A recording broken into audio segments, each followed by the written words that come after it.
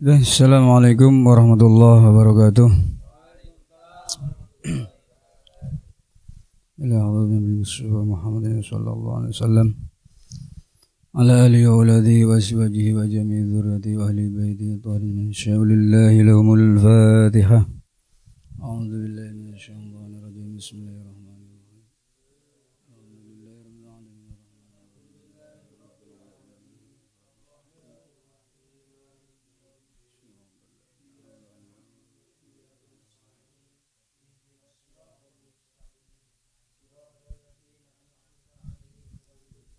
Maghdubi 'alaihim waladdallin. Amin. Bismillahirrahmanirrahim. Kita lanjutkan lagi. Sekarang kita akan membahas tentang furudul wudu ya. Furudul wudu. Kemarin surutu azzail hajar.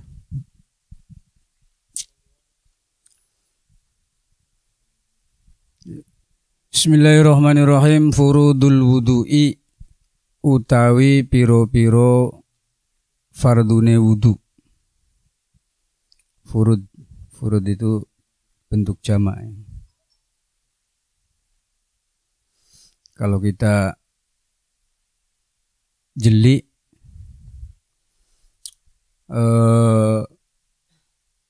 ini mirip dengan rukun.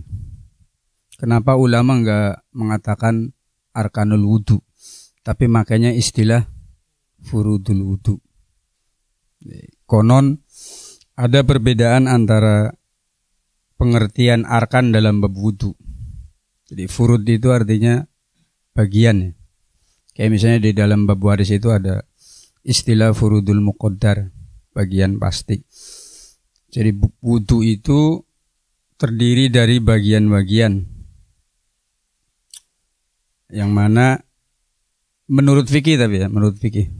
Jadi boleh kita membasuh wajah, kemudian berhenti lerensi keranen tek banyune mbiyen. Pindah tempat, meneruskan membasuh setelah wajah. Tangan. Boleh itu. Kalau dalam wudu boleh. Karena enggak ada syarat nuli-nuli beruntun. Bismillahirrahmanirrahim. Furudul wudu'i utai biro-biro pardune wudu iku sittatun. Ini 6. Insyaallah hafal kabeh. Al awalu utai kang pertama iku an-niyatu niat. Yang pertama niat. Kenapa harus niat ya? Padahal kalau kita melihat di Qur'annya niatnya itu enggak ada ya.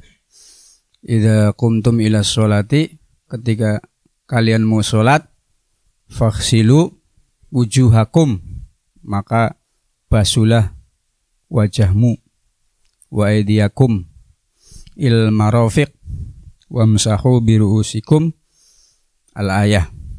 Jadi kalau kita mengikuti Qur'annya, wudu itu fardunya cuma ada 4. Iya benar loh. Kok bisa jadi 6? Yang mengatakan 6 itu ya ulama karena berdasarkan hadis innamal a'malu binniyat. Ini orang yang ulama ya langsung wudu. Tidak jelas. Jadi itu masalahnya, letak persoalannya. Jadi bahwa setiap amal baik itu harus didahului oleh niat. Maka ulama membuat satu keputusan bahwa fardunya wudu yang pertama adalah niat. Nanti ada bahas niat itu seperti apa. Kemudian asani utawi kang kapindhone iku ghuslul wajhi.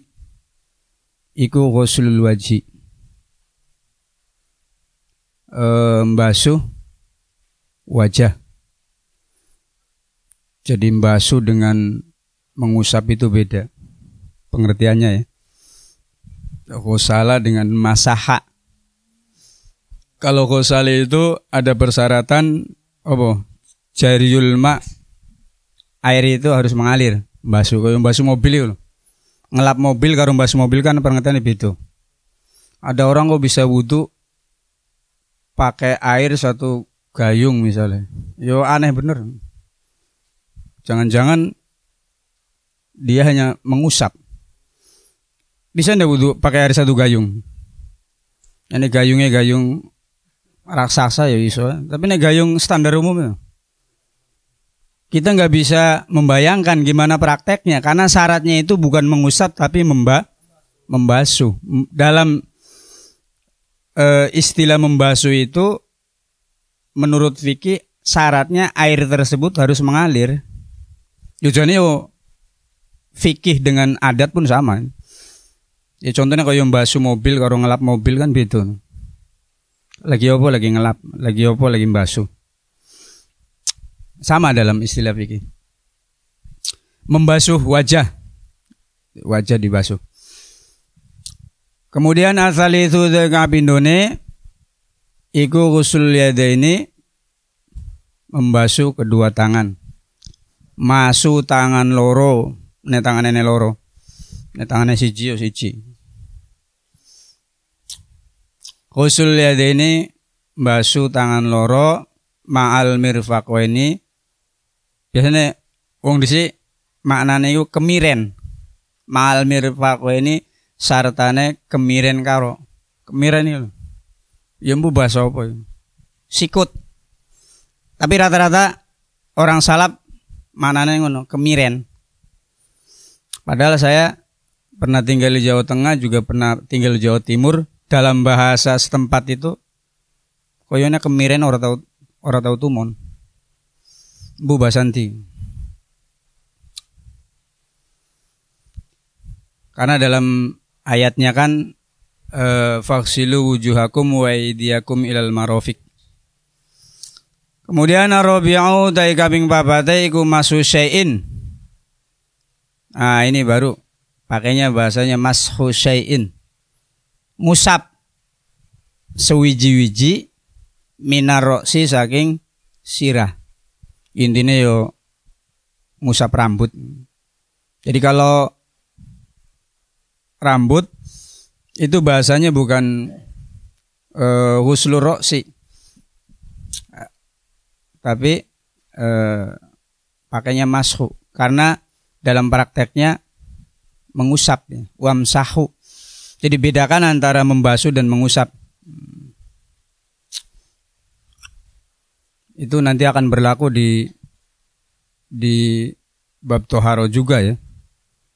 Kalau sesuci itu kan membasuh. Ya. Kemudian al-khamisu kaping limone iku ghuslur rijlaini mbasuh sikil karo sikil loro. Loro apa loro? Loro. Nah, loro dengan loro itu beda. Loro itu dua. Loro ya sakit. Kamu loro apa berarti sakit, Bang. Jadi bahasa Jawa padha ya. Nek cara apa jenenge?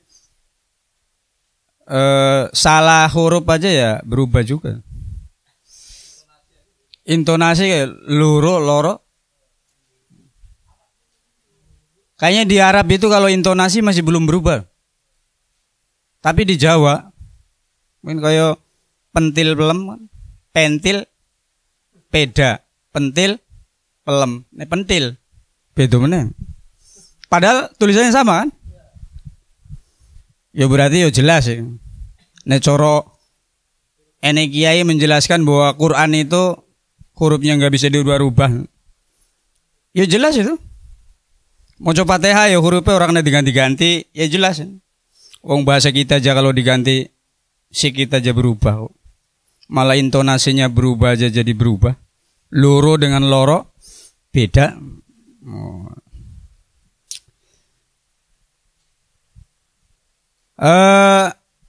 Al khamisu ghuslu rijlaini ma'al ka'baini sarta polo ya polo ka'baini sarta apa sih? Ya mata kaki tuh. Kaki punya mata. Dua mata kaki. Ya terserah mana nih piye, yang penting paham. Ini mana kan artinya ya pemahaman yang membuat kita paham. Asadi sudah kaping papat. Al khamis asadis. Asadi sudah kaping pirolog 6 iku atartibu tartib. Kenapa harus tartib? Ya karena melihat dari runtutan ayatnya seperti itu. Dan para sahabat pun ketika melihat Nabi wudu ya begitu. Ada syarat tertib. Jadi ditambah 2 oleh ulama. Tambahannya niat dan tertib. Wong ora melu ulama yo salah paham. Bisa salah paham, bisa paham salah. Nek salah paham mending. Nek paham salah bahaya.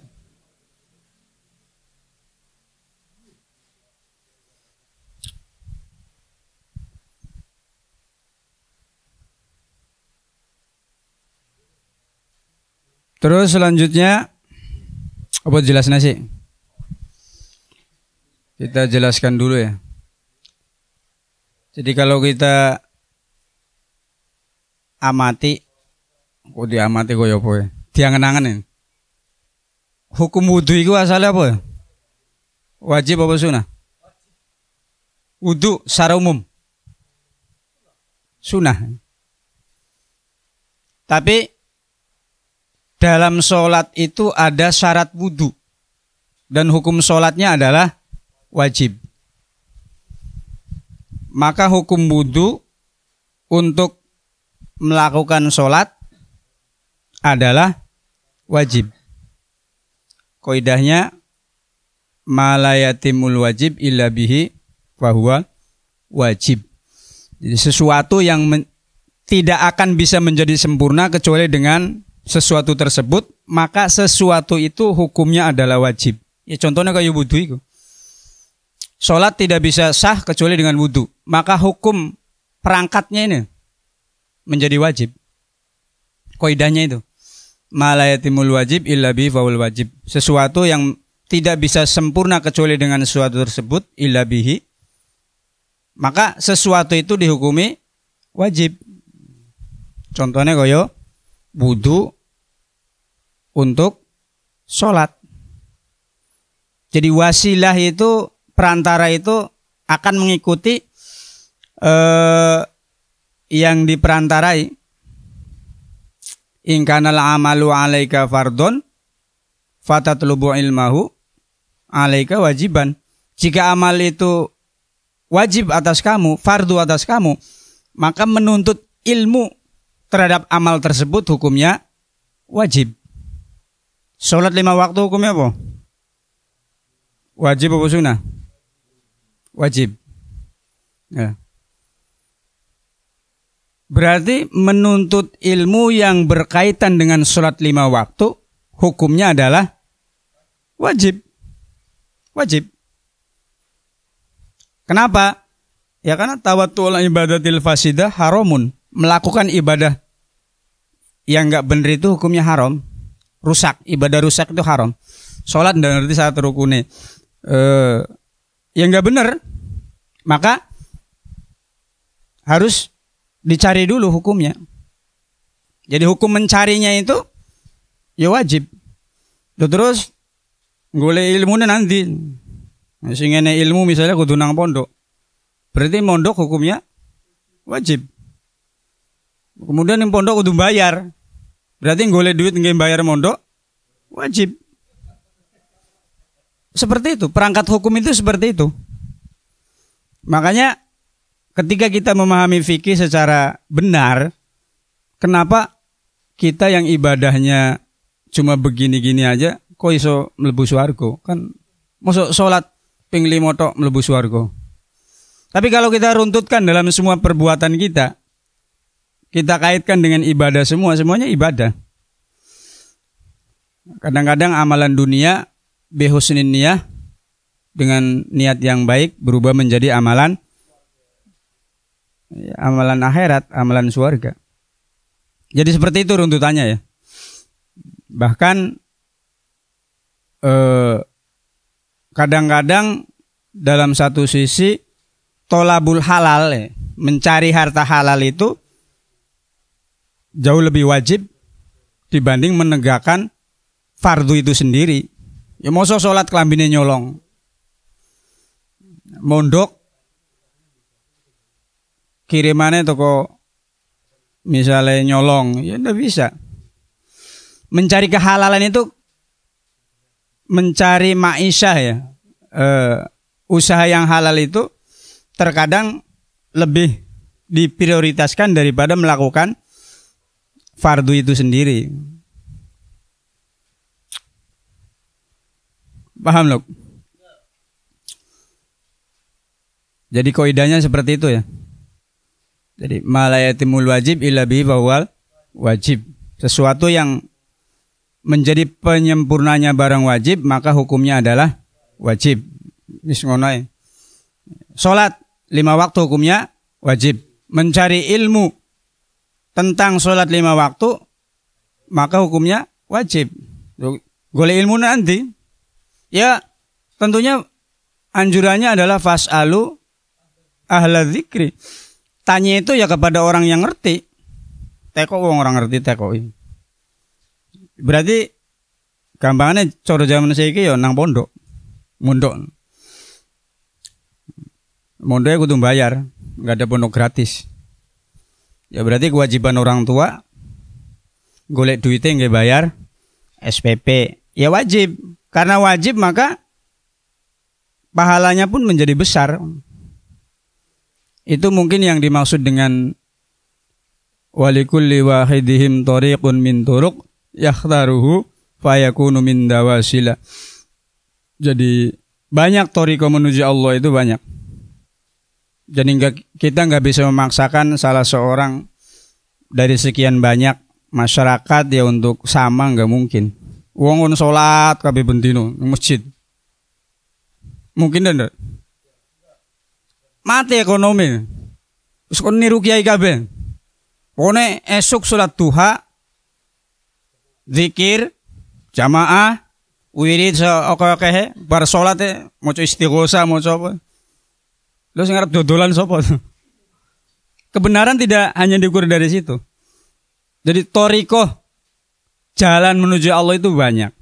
Seperti misalnya kajulusihi bainal anami murabbiya. Lungguh mulang santri itu juga thariqah menuju ridhone Gusti Allah.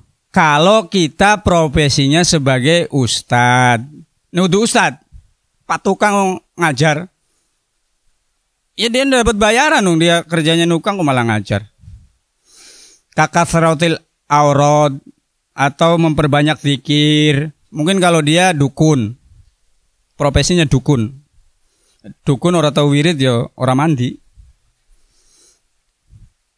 Ya orang yang berzikir terus itu kalau memang sudah makomnya seperti itu ya sukses saja. Kita nggak bisa menafikan itu. Mau kaya dari mana Pak? Orang kerja aja enggak. Emang yang kaya itu harus orang yang bekerja? Kan enggak juga. Kiai punya murid, diajar sesuai dengan thariqahnya, dijogo amanate. Kiai kaya banyak enggak? Banyak. Padahal enggak tahu dodos, enggak tahu apa-apa. Enggak duwe sawah pisan. Tapi kaya. Karena menekuni profesi atau thariqah sesuai yang Allah amanahkan. Kajulusi bainal anami murabbiya wa kakasratil aurad. ngakakna zikir, poso, salat, sampai hamlil hatab. Cara hamlil hatab itu kerja keras. Golek kayu ini didol, duitnya enggak sodako. Atau kalau orang tua kita ya di rumah noreh, dodos. Kalau duitnya udah ada untuk ngirim anak di pesantren, ya bisa jadi pahalanya lebih besar orang tua kita dibanding kita yang di sini yang dikasih makan. Ya kita di sini ngaji tiap hari dengan wasilah siapa? Orang tua. Kalau orang tua nggak mau kerja, jangan orang tua malah disuruh zikir terus. Bapaknya sudah tua, masuk ngeling-ngeling, bentino noren dodos, zikir. Koyo aku bentino ngaji terus. Ya kacau. Jadi cara pemahamannya seperti itu. Jadi kita nggak bisa memaksakan seseorang untuk mengikuti torikoh yang sama. Yo terserah, cocoknya sing ndi. Nek kadung Allah tempatkan jadi ustad ya berarti mulango sing apik. Nek kadung Allah mempercayakan kita menjadi dukun, ya jadilah dukun yang baik. Nek kadung Allah mempercayakan kita untuk menjadi orang sing kerja, kasab, usaha, ya jadilah pengusaha yang baik. Wong Nabi dhewe yo dagang kan. Oke, kita kembali lagi tentang furudul wudu ya. Fardunya wudu.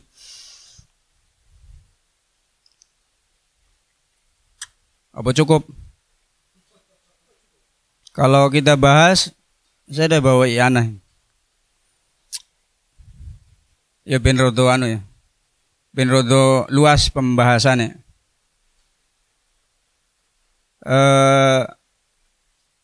Pertama niat ya. Jadi kenapa ulama mencantumkan niat? Saya ulangi sekali lagi ya. Di sinilah perlu adanya ulama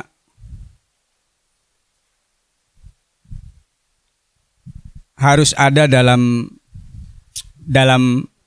agama ya. Dalam paham kita itu harus menyertakan ulama. Kita bisa cek redaksi dalam Al-Qur'an. Ya ayyuhalladzina amanu idza qumtum ilas sholati faghsilu wujuhakum. Jika kalian mau sholat, basuhlah wajahmu. 1. Wa aydiyakum ilal marafiq. Tangan sampai siku. 2. Wamsahu biruusikum. Ngusap sirah, ngusap rambut. Wa arjulakum ilal ka'bain. Wamsahu biruusikum wa arjulakum. Ojo diwaca wa arjulikum. Kalau atofnya ke wamsahu biruusikum wa arjulikum, nanti kakinya diusap. Karena redaksinya itu wamsahu biruusikum, dan usaplah kepala kalian, wa arjulikum, dan kaki kalian. Berarti kakinya suruh diusap. Repot. Jadi pas lafadz wa arjulakum itu diatofkan kepada faghsilu wujuhakum, dibaca nasab. Menjadi apa? Menjadi maf'ul. Famsahu wujuhakum wa arjulakum ilal ka'bain. Seperti itu. Ya salah, Qur'annya salah sidik, repot ya. Ya coba kalau kalian baca terjemahannya. Dan usaplah sebagian kepala kalian dan kaki kalian. Oh berarti kakinya diusap Pak. Iya betul. Karena di Qur'annya seperti itu. Nggak bisa. Kalau kita nggak masukkan nahu sorob ke dalamnya, maka kita akan gagal paham. Ya pada pengambilannya dari Al-Quran, tapi pahamnya salah. Paham salah diteruskan. Dari salah paham diteruskan, akhirnya menjadi paham salah. Mengakar, mengelompok. Paham salah itu yo bahasa lainnya aliran sesat. Karepe dhewe.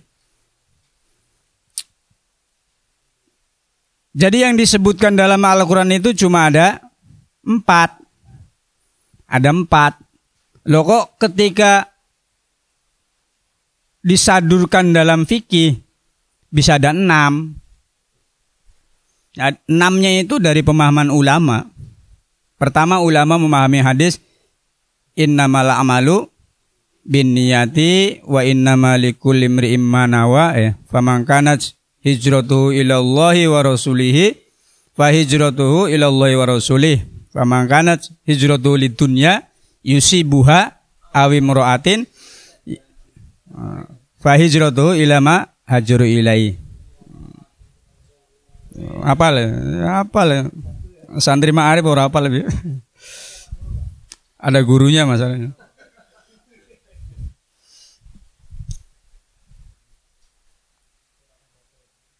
Jadi ulama melihat dari hadis itu. Jadi setiap amal itu membutuhkan niat. Tergantung niat. Maksudnya amal itu konotasinya amal baik ya. Jadi kalau amal jelek kan biasanya kita menyebut amal itu enggak pernah amal jelek kan enggak ada kan. Dalam terminologi amal itu biasanya amal baik. Makanya hadis ini tidak berlaku untuk amal jelek. Amal jelek nggak perlu niat. Diniati apa ya tetap jelek. Nyolong diniati sedekah ya tetap jelek. Kenapa harus nyolong? Nyolong niatnya baik. Bener enggak?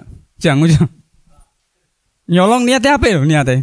Kan innamal a'malu binniyat. Amal itu tergantung niat. Nyolong niatnya api ya tetap nyolong. Berarti kan hadis ini tidak berlaku pada amal-amal yang tidak baik. Wudu itu jelas amal baik.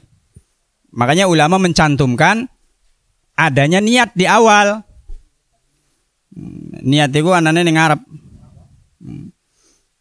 Seperti itu ya.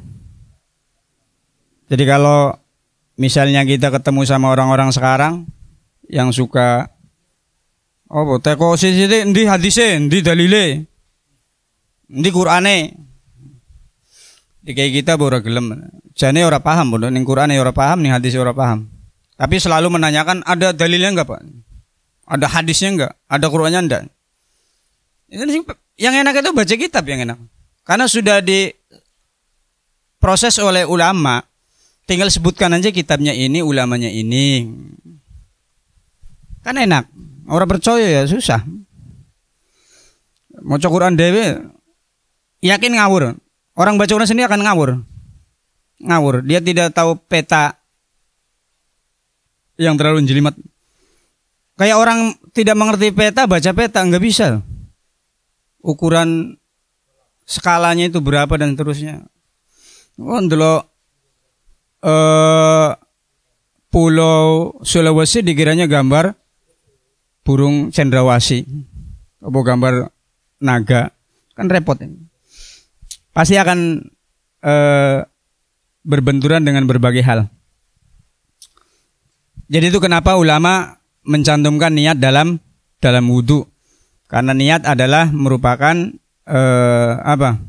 merupakan pondasi setiap amal, di mana amal punya ketergantungan dengan niatnya. Nah ibadah niatnya elek itu dielek. Salat niatnya bukan karena Allah ya seperti itu yang akan terjadi.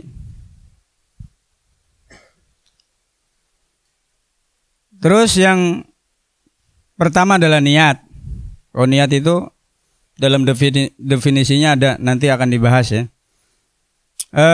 Selanjutnya setelah niat apa mau? Ghuslul wajah. Dalile ya iku faksilu wujuhakum. Nah wajah itu ya iki wajah rai. Wajah iku rai. Nah terus batasannya sapiro? Tadi di Safina enggak dijelaskan. Kalau di sini ada penjelasannya. Wa huwa utai kang aran wajah tulan saking arah dawane. Tulan iku dawa. Iku ma baina manabiti sya'ri ra'sihi kholiban wa tahta muntaha lahyaihi bi fathil lam. Jadi wajah itu ukuran panjangnya dari manabiti sya'ri ra'si. Berarti dawa iki ngitunge arah tekan dhuwur ngisor. Atasnya itu manabiti sya'ri ra'si, tempat cukule rambut endas. Kene berarti. Dari sini. Kemudian sampai wa tahta muntalih ya. Di bawah lihyai. Apa lihyai? Apa lho? Hah? Janggut. Sampai kene. Janggut. Dari tempat tumbuhnya rambut ya padha umume nek wong botak piye ya dikira-kira biasanya cukule rambut iku teko ndi. Kok dadi masalah. Pak, kalau orang botak itu rambutnya kan di sini. Katanya definisinya itu dari manabiti sya'ri ra'si, dari tempat tumbuhnya rambut pertama. Oh, berarti toko kene. Ya ndak. Ada tafsiran ghaliban. Jadi biasanya rambut itu cukule nang gondi. Ya kira-kira nang kono. Fa huwa minal waji duna ma tahtahu. Kemudian tadi apa? Dawane ya. Sekarang lebarnya. Lebarnya itu ma baina udhunaihi. Antara dua telinga. Kuping karo kuping berarti.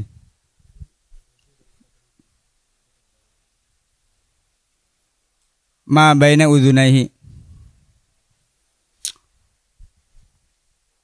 Jadi apa yang terdapat antara manabiti sya'ri ra'si wa munta tahta lihyai, terus karobo ma baina udhunai, itu semuanya harus dibasuh apapun yang ada. Makanya kalau lebih detailnya di sini dikatakan wajibu ghuslu sya'ril wajhi. Morning wajibu ghuslu sya'ril wajhi, maka diwajibkan membasuh rambut wajah. Rambut wajah itu contohnya apa kaya apa? Ya min hudbin kaya idep. Idep ikan rambut sing ning wajah. Karena wajahnya tadi sudah dijelaskan batasan-batasannya, dan di dalamnya itu ada rambut kaya idep, wahajibin lan alis. Alis itu wajib dibasuh. Alis dawa semeter ya pancet wajib. Wasyaribin lan kumis. Nah, kumis wajib. Enek kumise. Pokoknya apa sing ning batasan wajah itu wajib dibasuh.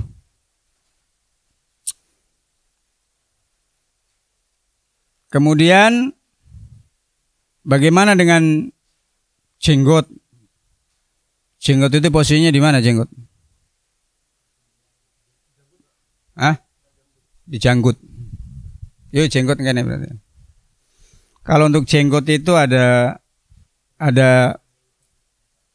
dispensasi ya. Kalau ini ada nih.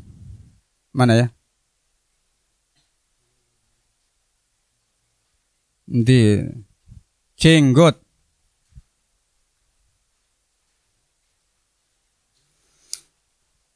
Nanti lu ada nih. Wajibu ghuslu dhahirin wa batinin. Ghuslu dhahirin wa batini kullin minasy'uri sabiqah. Jadi rambut yang sudah disebutkan tadi itu ya wajib dibasuh zahir batin. Wa in kasufa, sekalipun kandel, misalnya alisnya kandel banget, apa tetap wajib dibasuh? Ya wajib.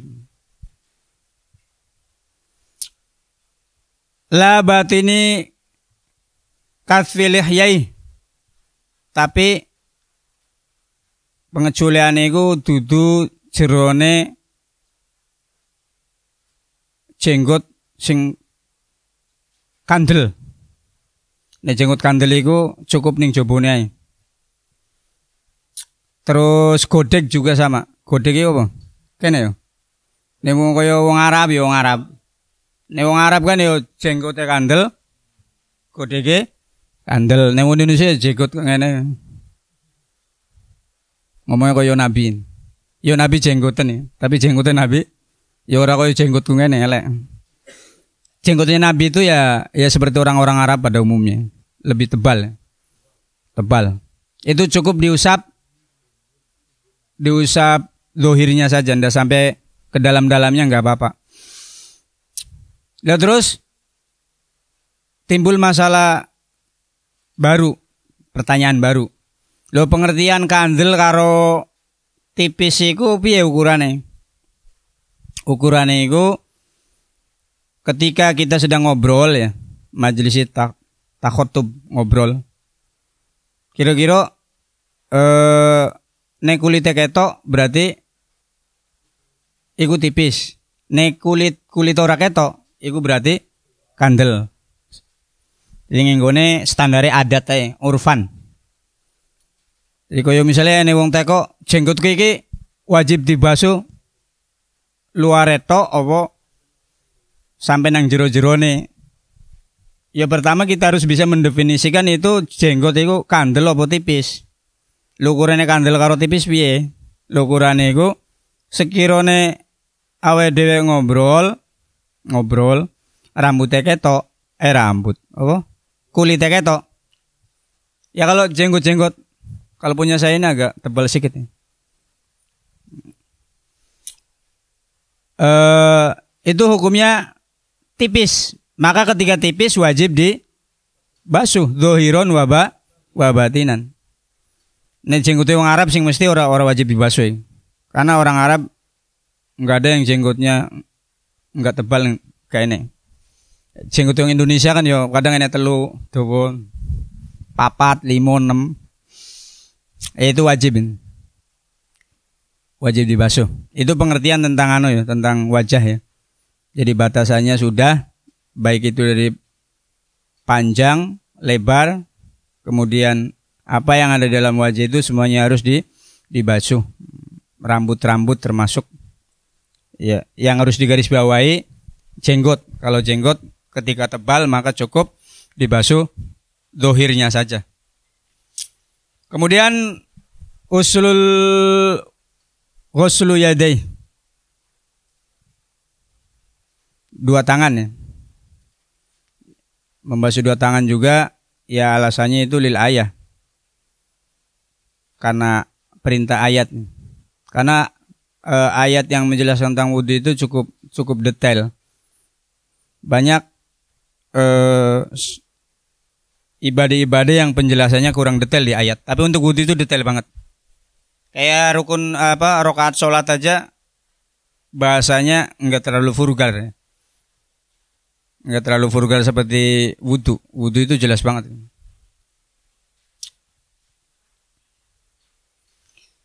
Wajibu ghuslu jami' ma fi mahalil fardi min sya'rin wa dhufrin wa intola. Pokoknya tangan itu ukurannya bayana apa? Sampai apa? Sikut. Mirfaqoi. Jadi apapun yang ada di dalam batasan itu maka hukumnya wajib dibasuh. Termasuk rambut. Misalnya tangannya rambutnya dawa ya dibasuh rambutnya. Terus kuku enek kukune dawa semeter. Ya panjat wajib dibasuh. Dan yang harus diperhatikan di bawah kuku. Tahta dzufri itu paling berbahaya karena wajib dibasuh. Ning sore kuku iki lho, ngisore kuku. Ning sore kan ini hukumnya zahir wajib dibasuh. Makanya pastikan kuku itu kalau panjang ya harus bersih. Makanya dalam Islam kenapa nggak menganjurkan kuku panjang ya karena ribet. Ribet. Tiap wudu harus diperiksa. Ya tentang tangan ya.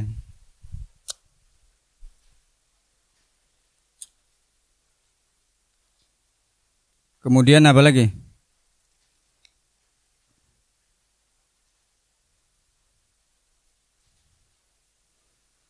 Mashu ba'di roksi ya. Kalau redaksi di Mu'in itu mashu ba'di roksi. Ya pokoknya ngusap lah. Ini menurut di sini walau ba'du sya'rotin wahidatin. Sekalipun yang dibahas itu satu rambut enggak apa-apa. Madzhab Syafi'i ya. Bedusap sitok. Bar minyakan wudu kan rambutnya sayang. Wis diminyai. Diusapnya satu aja boleh enggak? Boleh. Menurut madzhab Syafi'i. Itu alasannya ya lil ayah. Perintahnya itu lil ayah. Kalau masuhnya seberapa itu pendapatnya. Pendapat itu beda-beda. Tapi kalau Nabi menurut kaul yang asoh enggak ba'du roksi, tapi diusap semuanya. Dua tangan itu dibalik begini. Itu yang lebih bagus. Tapi kalau kebutuhan fikih ya ngusap satu pun boleh. Asal jangan keluar dari batasan kepala. Kalau keluar dari batasan kepala ya ora oleh. Kalau rambutnya dawa sakmene, yang diusap ujungnya itu sudah keluar. Harus yang ada di dalam batasan kepala. Walaupun satu rambut enggak apa-apa.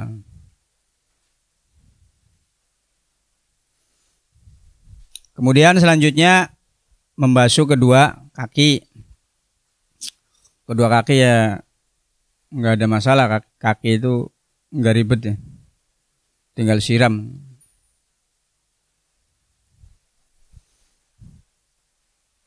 Oke, untuk membahas tentang wudu kita cukupkan sekian. Barangkali ada yang perlu didiskusikan ya. Oh, yang kemarin itu ya. Yang kemarin itu kalau saya baca di redaksi kitab lain itu intinya seperti ini aja. Makmum itu wajib mengikuti imam. Saya kasih pembandingnya ya. Pembandingnya sujud sahwi. Misalnya WDW masbuk sholat maghrib. Udah ketinggalan satu rakaat kan. Ketika kita ngikut, kan imam itu posisinya tasyahud awal. Sedangkan kita pada rakaat pertama kan nggak ada tasyahud awal. Dan kita ngikut imam apa enggak? Ngikut imam kan? Ya itu. Berarti ngikut imam. Pembandingnya seperti itu. Kan kasusnya sama itu ya. Posisi kita sebenarnya pada rakaat pertama. Tapi karena imamnya itu dalam posisi rakaat kedua. Dan di dalam sholat maghrib itu ketika rakaat kedua. Ya tasyahud awal kan. Yang jadi pertanyaan apakah kita ikut imam tasyahud awal atau kita berdiri sendiri? Jawabannya adalah ikut imam. Ya itu. Saya kasih pembandingnya aja. Jadi ikut imam. Imamnya sahwi ya sujud sahwi. Ada pengecualian kalau imamnya sujud sahwinya itu setelah salam. Kita enggak perlu ngikut. Setelah salam sujud sahwi. Berarti imam kan sudah selesai ya? Iya setelah salam sujud sahwi. Tapi kalau sujud sahwinya sebelum salam itu kan masih dalam proses sholat. Kita belum terlepas dari imam. Ya harus ngikut. Tapi kalau imamnya misalnya Assalamualaikum sujud sahwi, ya kita langsung naik ke atas. Karena kita sudah lepas dari imam. Itu intinya.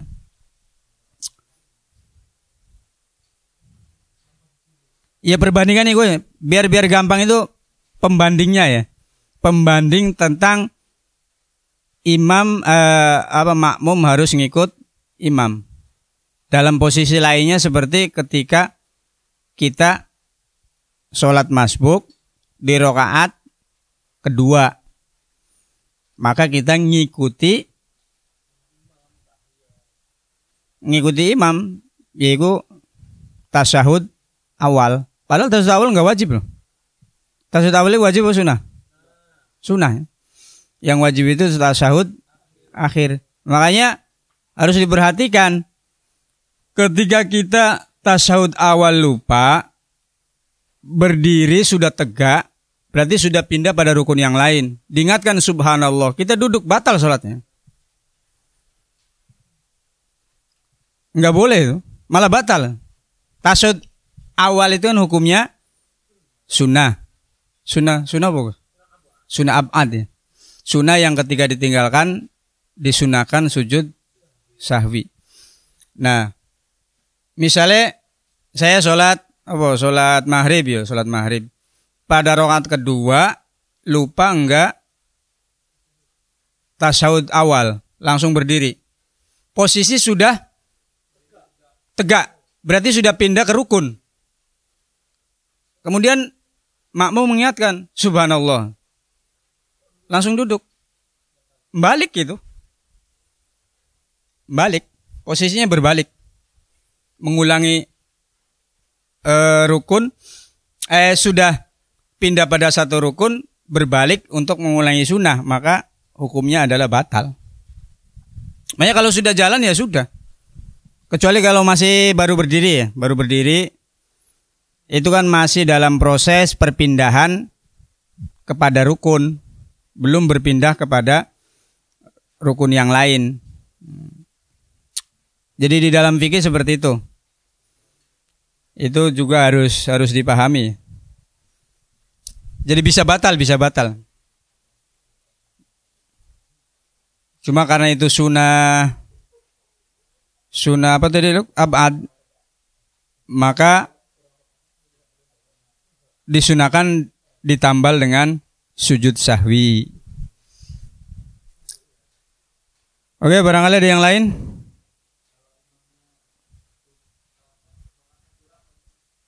Rohnya kurang.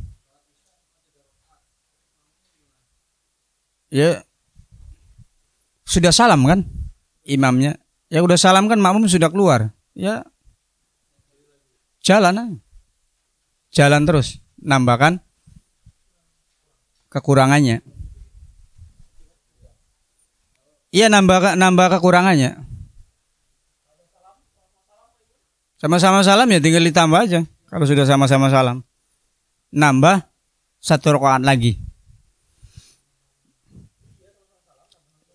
Ya sudah dibatalkan semua kan. Oh ternyata kita sepakat kurang. Kalau di dalam hadis yang dijelaskan itu seperti itu.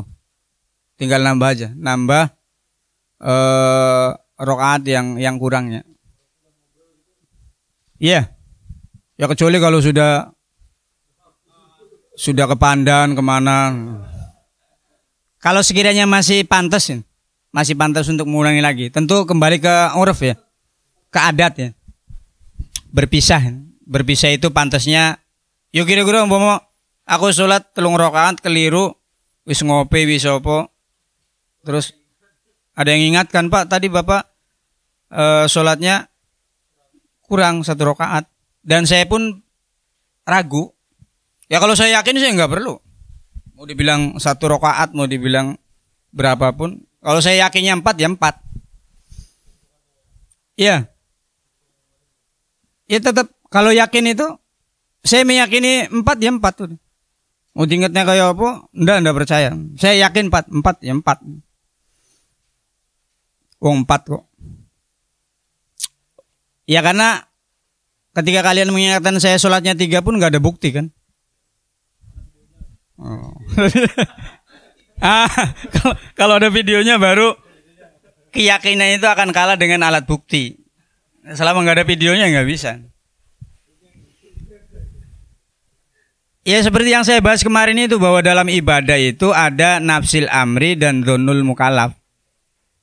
Jadi hakikatnya harus benar, keyakinannya juga harus benar. Sholat benar, keyakinannya batal ya batal. Aku sholat itu batal, ya batal. Bahkan niat dibatalkan pun ya batal. Karena syaratnya sholat itu di bab niat itu ada kudu langgeng niatnya. Jadi ketika kita sholat ya niatnya harus sampai selesai. Kalau kita sholat mau udan tak batalnya harap jungu pemean, ya batal. Atau ketika hujan, bingung batalkan enggak? Batalkan enggak? Ya batal. Kalau niat itu nggak boleh nggak boleh diputus. Harus niatnya itu sampai selesai. Itu dalam bab ibadah ya. Beda dalam bab baik. Dalam bab baik itu yang penting benar. Prasangkaannya salah pun enggak masalah. Kayak misalnya kalau di itu ada penjelasannya itu falau ba'amala murothihi ma'adhunni hayatihi fabana maitan. Kaya misalnya anak ngadol misalnya apa dunyane wong tua. Dikirone wong tuane masih urip. Kan enggak boleh itu ya. Ternyata orang tuanya sudah meninggal. Berarti kan menjadi haknya dia karena dia sebagai anaknya, ahli warisnya. Ya tetap sah, hukumnya sah.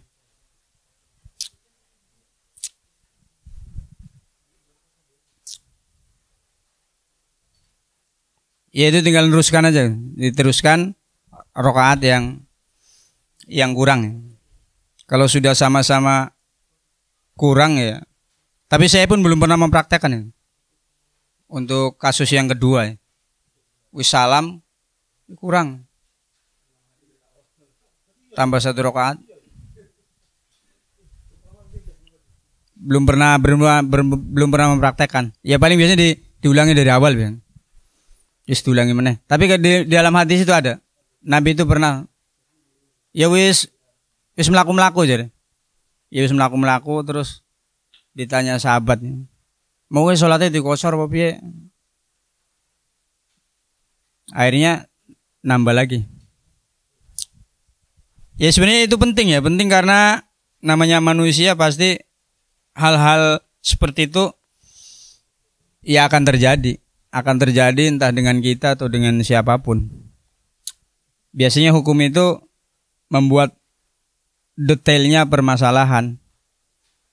Umpomo biar jelas. Itu saja kadang orang masih bilang bid'ah kok. Karena nggak ada dasar dari Qur'annya. Padahal oleh ulama itu sudah dibahas. Kayak Imam Syafi'i di abad-abad awal sudah menjelaskan itu. Kayak bid'ah dibagi 2. Itu saja masih ditabrak aja. Apa mana orang dibahas. Jadi Imam Syafi'i kan sudah membahas bahwa bid'ah itu dibagi 2. Ada hasanah, ada sayyi'ah. Ana sing apik, ana sing elek. Sudah dijelaskan itu. Itu saja masih dipermasalahkan, apalagi tidak pernah dijelaskan. Ya kunut, ora kunut dan seterusnya. Mungkin cukup ya. Aku rada kesel. Apa?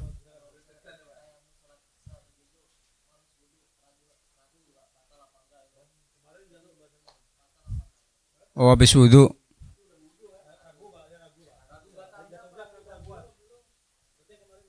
Yang kemarin nggak masuk ya? Oh iya.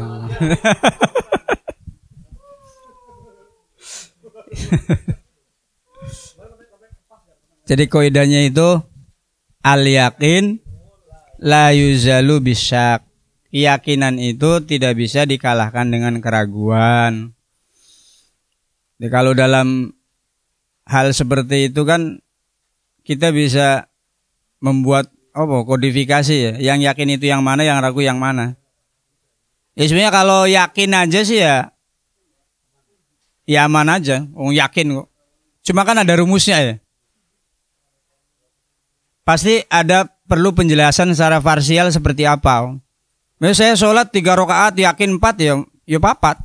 Oh yakinnya papat. Oh sing guru telu sapa? Jadi malaikat pemainnya tulis ya 4. Pak, Bapak sholat 3 rakaat enggak? Yakin 4. Yakin? Yakin. Ya wis papat. Yakinnya papat. Karena kalau saya nambah 1 lagi nanti saya malah dalam keyakinan saya sholatnya menjadi 5. Ya wis papat merusak keyakinan. Tapi biasanya kalau terjadi kekeliruan pasti kita ragu. Dalam kasus ini ketika kita ragu, itu tadi rumusnya itu. Kalau yakin itu kan sesuatu yang tumaknina, tenang. Kalau ragu itu syak. Dia bulak-balik. Kayak contohnya telu papat.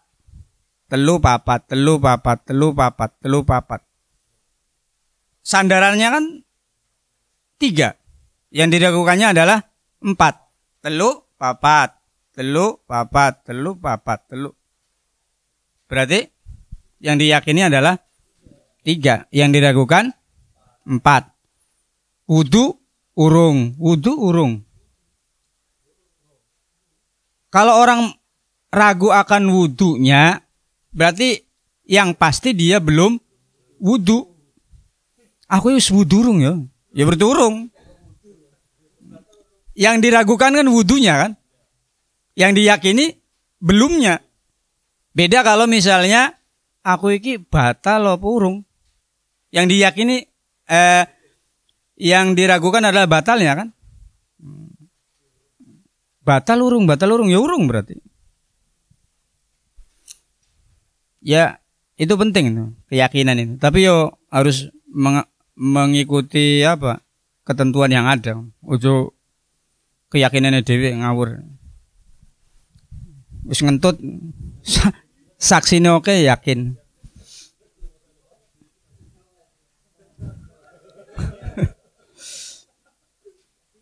Jadi keyakinan itu akan kalah dengan fakta. Seperti yang saya sampaikan bahwa dalam ibadah itu nafsil amrinya juga harus benar. Kayak misalnya dia meyakini bahwa sholat duhur itu sudah masuk waktu duhur. Wih sholat, yakin. Ternyata setelah jagat terang, matahari posisinya masih nanti berarti. Nang timur ya? Iya benar, karena zawal kan. Istiwa zawal. Masih yang timur kan berarti urung duhur. Ya jam 11-an. Kalau faktanya seperti itu ya keyakinan kita harus runtuh karena fakta yang ada. Ojo ngotot aja. Itu Pak matahari itu jelas paling ya jam 09.00. Enggak, saya yakin duhur. Ya enggak bisa. Atau jam juga ya bisa. Untuk mengalahkan keyakinan. Jam itu kan alat pengukur. Tapi kadang lucu juga ya. Ketika sholat yakin dengan alat pengukur, tapi ketika puasa kok enggak yakin apa?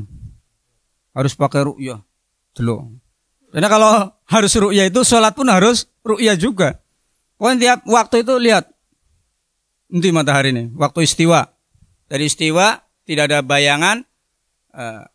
Ketika bergeser zawal baru muncul itu masuk sholat duhur. Nah ketika sholat kan kita percaya dengan alat pengukur kan. Karena sudah efektif. Sekarang hisab itu kurang efektif apa? Gerhana 15 tahun yang akan datang aja udah bisa dihitung dari sekarang. Gawe kalender kan sebelum terjadi kan? Itu barang pasti. Yung dodok srengenge digoleki, ngentekne duit jan. Bener. Karena persoalannya kan begini, waktu sholat pun sama. Waktu sholat itu diukur bukan dari jam. Waktu sholat itu diukur dari matahari. Karena ada alat pengukur yang bisa dipercaya, sehingga kita tidak perlu ngeliat-ngeliat matahari lagi. Ya puasa pun mestinya kan sama juga itu. Ketika sudah ditemukan alat pengukur yang sudah pasti ya sudah. Masuk nggak ru'yah. Kalau nggak pakai duit sih ya nggak apa-apa. Masalahnya itu pakai biaya. Menempatkan teropong di tempat-tempat yang strategis di berbagai tempat kan itu ada ahlinya, ya tentunya ada biayanya. Tapi ya enggak apa-apa juga sih, ada dalilnya ya. Tapi andaikan kita percaya pada hisab juga enggak ada masalah. Karena hisab itu juga terbukti paten. Ya kalau Lirboyo biasanya ikut hisab. Makanya Lirboyo lebaran biasanya sama dengan Muhammadiyah terus. Karena makanya hisab. Yo hisab bisa terpercaya kok, mosok dadak ndelok-ndelok. Ya sayang duitnya itu. Duitnya itu sayang. Anggarannya enggak sedikit. Ya kalau misalnya orang Jakarta diutus lajnah kan biasanya. Badan yang menangani hal-hal tertentu itu lajnah. Hal spesifik koyo hisab. Misalnya krune wong 15, mangkat ning Banten. Ya mending nek nang Banten ning Papua. Pesawate urung nginepe mangane tetek bengek, urung alate iku lho. Alate larang. Ya wis tinggal niku hisab wis gampang-gampangan. Nek wong awam lebih enak lagi. Tinggal nek wong ngomong iki lebaran ya percaya. Mosok ning TV percaya karo kiye ora percaya. Nanti nunggu TV. Ngomong kiye ini wis lebaran iki. Nunggu TV malah. Ya sementing hitungane iku ya 29 atau 30 kalau 28 ndak bisa. 31 ndak bisa juga. Di kalender Hijriah enggak ada kan 31 ya? Enggak ada. 29, 30. Umpama puasa saya baru 28 kok wis lebaran ya ndak bisa. Kok ada Pak orang Naksabandia kita masih puasa lebaran kurang 3 hari dia sudah lebaran. Ya dia puasanya pun lebih awal, jangan salah paham loh. Nanti kita menyesatkan aliran lain. Kalau mereka selisihnya dengan kita sampai 3 hari, berarti mereka puasanya pun lebih awal 3 hari. Karena nggak ada dalam kalender Islam itu yang 28. Mesti 29. Dan konon katanya di zaman Rasulullah itu kebanyakan 29. 30 itu jarang. Nek ora salah ya. Ya perkorone kan udah masalah 29-30-nya. Yang dimasalahkan kan 1 bulannya itu. Berarti kalau 29 kurang 1 hari Pak. Bukan kurang. Perintah puasa itu 1 bulan. Syahrul Ramadan.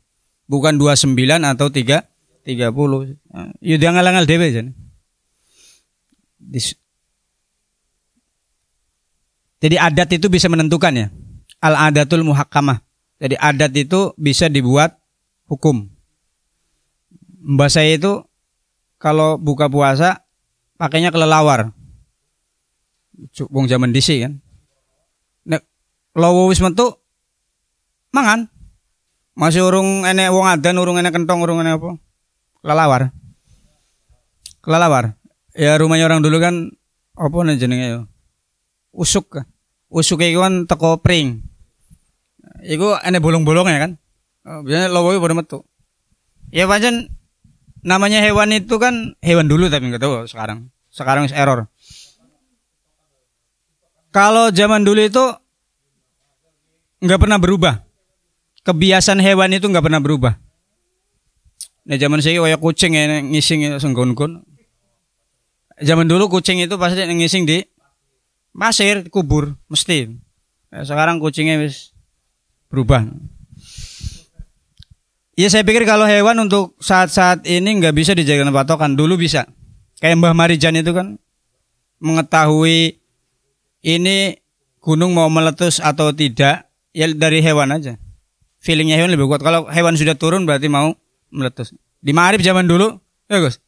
Kalau apa? Hewan-hewan ngisor podo munggah walaupun belum hujan berarti mau banjir. Ya zaman dhisik pasti kan? Nek kalau jengking lan sapi turute wis munggah nang dhuwur, iku tandane arep banjir. Dan itu berulang-ulang. Itu namanya adat. Kalau berulang-ulang itu bisa dijadikan hukum. Artinya kita bisa menyimpulkan kalau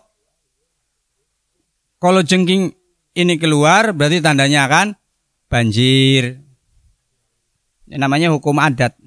Berdasarkan tikror, berulang-ulang. Ning tikungan sering terjadi kecelakaan. Wulan iki pleset mati. Wulan meneh pleset mati. Berarti tikungan itu secara adat dinyatakan sebagai tikungan berbahaya. Kok bisa nyimpulkan berbahaya, Pak? Dari mana? Semua tikungan kan sama. Berbahaya dari berulang-ulangnya terjadi korban sehingga dikasih patok tanda tengkorak.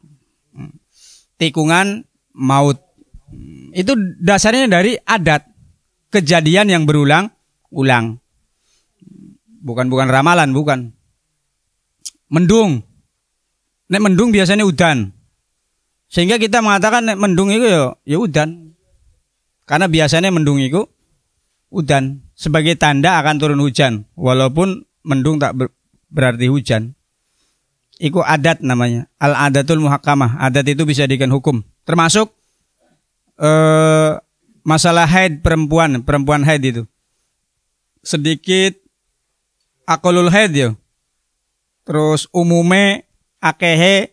Itu Imam Syafi'i berdasarkan istiqro itu. Dari adatnya orang-orang Arab. Dan alhamdulillahnya sama dengan orang Indonesia. Yang Arab itu TKW sito-sito. Zaman saiki sih apa sih jenenge? Kayak wong skripsi ku. Survei ya. TKW awamu biasanya nehet pirang dino paling sithik sedino sewengi. Awam terus akhirnya disimpulkan haid itu ya ning Qur'ane ndak ada kan? Dari penelitian Imam Syafi'i berdasarkan adatnya perempuan Arab. Dan itu sama di Indonesia pun sama. Ya wong haid iku ya seminggu kan umume. Akehe piro? 15 hari. 15 hari masih belum berhenti ya berarti damul istihadah. Itu juga berdasarkan adat. Jadi adat itu bisa menentukan hukum. Posisinya itu bisa dijadikan patokan membuat hukum, maksudnya seperti itu.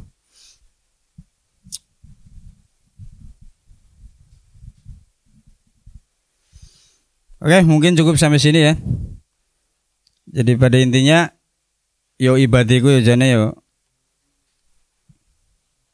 nek cara diteliti yo ene sing kelewat itu. Mungkin untuk pembahasan pada malam hari ini kita cukupkan sekian, mudah-mudahan ada manfaatnya ya, nambah ilmu, nambah pengetahuan sehingga kita senantiasa tergolong dalam golongannya orang-orang yang wasbah fi buhuril fawaid, yang selalu berenang dalam lautan-lautan kemanfaatan. Karena tiada yang lebih penting dari belajar. Oleh karena itu, apapun yang kita lakukan adalah untuk menopang agar bagaimana kita bisa belajar. Termasuk orang tua kita juga kerja usaha itu kan biar anaknya bisa belajar.